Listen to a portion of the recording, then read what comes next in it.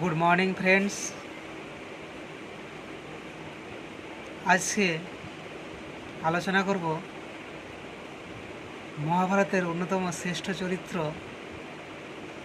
কর্ণের পরাক্রম ও তার ধনুকটি কতটা পরাক্রমশালী ছিল। আমরা মহাভারত থেকে জানতে পারি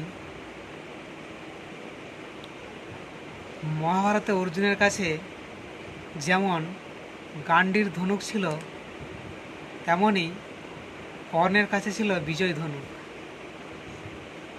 বিজয় ধনুক দেবশিল্পী বিশ্বকর্মা নির্মাণ করেছিলেন দেবাদিদেব মহাদেবের জন্য। মহাদেব পরবর্তীতে এটি পরশুরামকে প্রদান করেন। পরশুরাম আবার কর্ণের প্রতিভা ও গুরুভক্তিতে মুগ্ধ হয়ে তাকে বিজয় ধনুক প্রদান করেন। এই ধনুকটির বিশেষত্ব হল, যার হাতে এটি থাকবে প্রতিদ্বন্দ্বীর কোনো অস্ত্রই তাকে মারতে পারবে না এবং তার জয় নিশ্চিত। তাই এর নাম দেওয়া হয়েছিল বিজয়।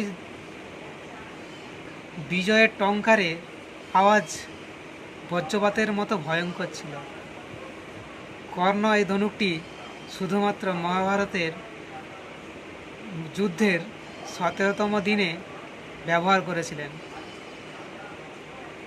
অর্জুন যখন কর্ণকে হত্যা করেছিলেন, তখন তার হাতে বিজয় ধনুক ছিল না।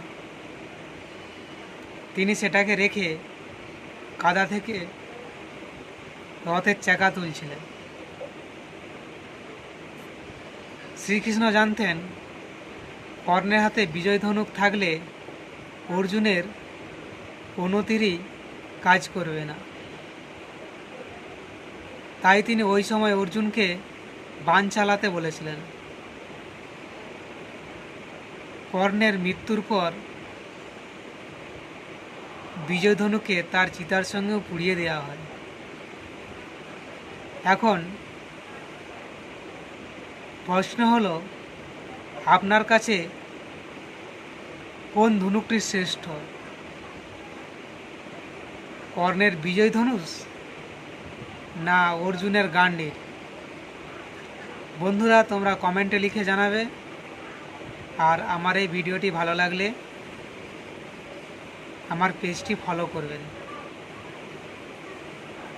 টাটা।